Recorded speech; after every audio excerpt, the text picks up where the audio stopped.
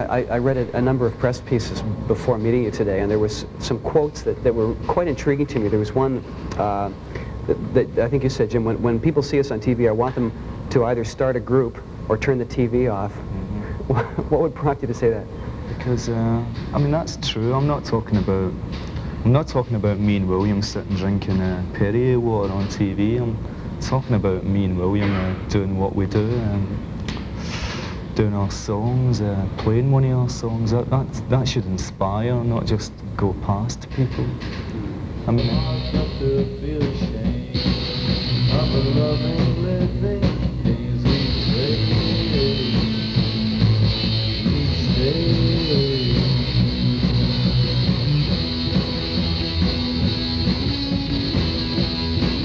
you made it sound, which seemed to be the reverse of what most people would say, that studio work is purer almost than stage work. No, but what it is really is if you do a tour and you got to do like the same songs every night for 5 weeks, I think anybody that says that you don't bluff it on some particular occasions is lying. Right. Because I just think we're a bit more honest. I mean, we'll admit that sometimes we go on stage, we don't want to be there. You've done it the night before, you've done all the songs like 400 times, you're getting a bit fed up with it and you just don't want to do it.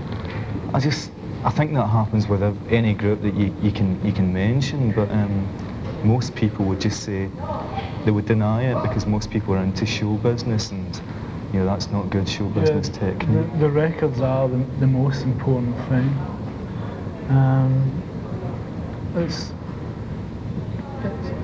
It's like the Rolling Stones, really. You know, the records. Everybody talked of them as great performers. But if you ever watch any old Rolling Stones clips, they're crappy performers. Listen to the records, and it's like pure genius. So it's the same with us, really. It's like the records are genius, and the performance is sometimes genius. Someone got smashed over the head. And there was a big problem, and I understand that it was big apologies on your part, that you apologized for getting a little bit of out of control. Yeah. Whatever happened to that? Did anything come of that?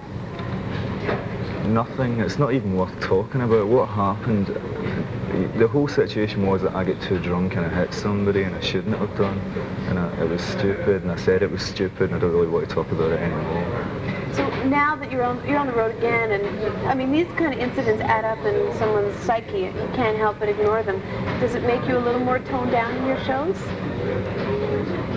No, because that was just one of those things. It's like saying you go to a bar one night and you get too drunk and you act stupid. It doesn't mean to say that when you go to bars you're self-conscious about yourself after that. You just think to yourself, don't get that drunk again. But what happens also is that there's all these kind of people that are going to your shows, and they're hanging on your every word now. So? You like that? It doesn't bother me one way or the other, because people do what they want. I mean, people sort of like listen to every word we say and sort of like live by it in some way. I don't want to insult anybody, but I think people should use their own intelligence and like do whatever they want to do, not do what some guy in a band does, or like whatever. You know, people should have a mind of their own. A friend of mine works at Warner Brothers in England, and he was there when you first went in there and you wrecked the whole office. Remember that? Was it 4 or 5 years ago? He called me up to tell me about that. He worked in the press office. And you guys... It didn't happen. It didn't happen? No. Come on. It didn't happen, I swear it didn't happen. So they just made it up? No. Something got broke accidentally, and it got exaggerated until we smashed up the office. Interesting. Now, does that happen to now in the press all the time? They enjoy the fact that you are considered to be troublemakers? That's the music business. The music business, the publicity side of the music business is based on exaggeration. Somebody trips in the street and then it's like there was a riot, you know what I mean? That's what it's all about. Interesting. You've been considered darlings of the press for years. I mean, every time you put out an album, it's like 5 stars. Every magazine likes you. And what's interesting in England, there's an enemy, there's the sounds, and they all are competitive. And if one really likes it, another won't. Yet they all seem to like you. Why is that? I don't think that's true. You don't think that all the No, it's not true, no. what's not true that they all Well, we don't give 5-star ratings for every album we put out. Psycho Candy, our first LP, which everybody calls a classic, got 2 out of 5, and the melody making was called a pile of crap. The same guy. People forget these things.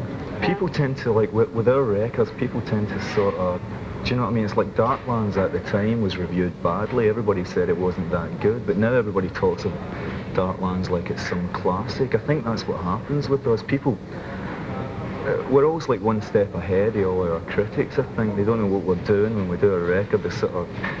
takes them a while to get it. Yeah.